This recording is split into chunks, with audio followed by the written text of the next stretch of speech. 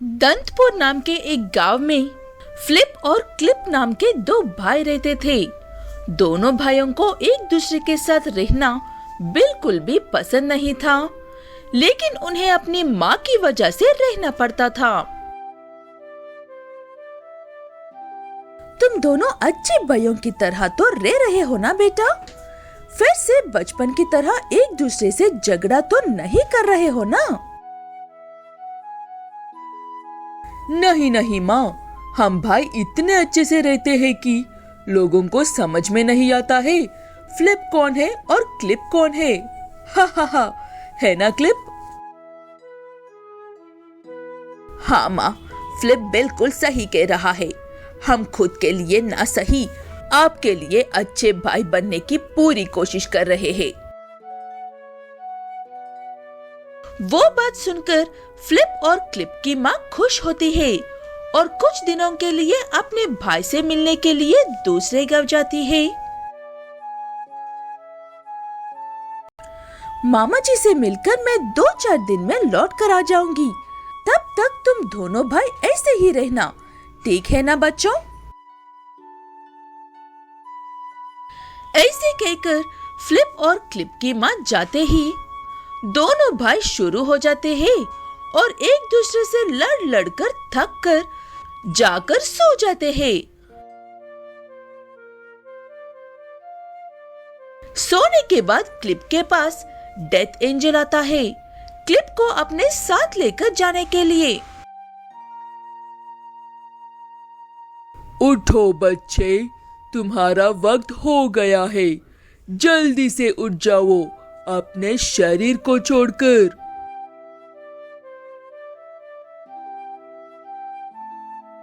कौन हो तुम और ये मुझे क्या हो गया है? यहाँ पर दो क्लिप कैसे है?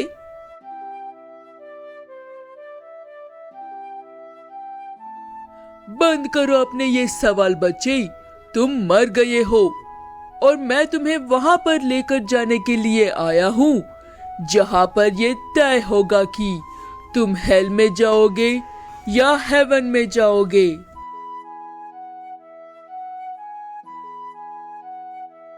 ऐसे कहते हुए वो डेथ एंजल क्लिप को उसके कर्मों का फल दिलवाने के लिए लेकर जाता है। वहाँ एक हेल में जाने वाला दरवाजा था और एक हेवन में जाने वाला दरवाजा था। मैडम जी, जल्दी से बताओ कि इसे हेवन में छोड़ना है या हेल में फेंकना है। ये तो हेल में ही जाएगा, इसमें कोई शक नहीं है। और इसके हेल में जाने की एक ही वजह है, ये अपने भाई के साथ हमेशा लड़ता रहता है। मुझे हेल में नहीं जाना है मैडम जी, क्या मेरे बचने का कोई रास्ता नहीं है? वैसे एक रास्ता है तुम्हारे बचने का। मैडम जी ने तुम्हें एक और मौका दिया है। नीचे जाकर इस बार अपने भाई के साथ अच्छा बर्ताव करो और अपनी माँ से कभी झूठ मत बोलना। ठीक है कहकर वापस अपनी दुनिया में आकर क्लिप अपने भाई से, मेरे भाई, मेरे चांद के टुकड़े, तुझे देखने को मेरी आंखें तरस गई तेरे।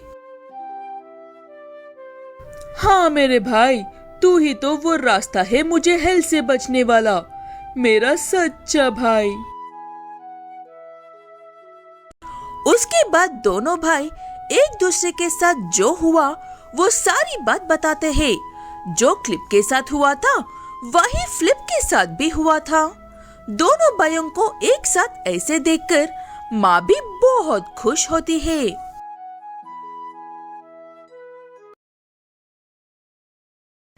भेलपुर गांव के एक व्यक्ति रोशन को उन चीजों का शौक है जिन्हें आम लोग खरीद नहीं सकते हैं, जैसे कि बड़ी गाड़ियां और अजीब कपड़े। बताओ मंगा, क्या तुम्हें कोई और नजर आता है जो मुझसे बेहतर है? ये मेरे जैसे शौक रखने लायक है। नहीं साहब जी, लेकिन मेरे बेटे के पास एक घोड़ा है। यही बात उसे अनोखा बनाती है। वो इसलिए क्योंकि ना इस गांव में ना ही आसपास के किसी भी गांव में किसी के पास भी एक घोड़ा नहीं है। ऐसे कहकर मंगा अपने घर चला जाता है और अपने बेटे पनौती को सारी बात बताता है। उसका चेहरा देखने लायक था बेटा, जब मैंने उसकी हवा निकाल दी थी।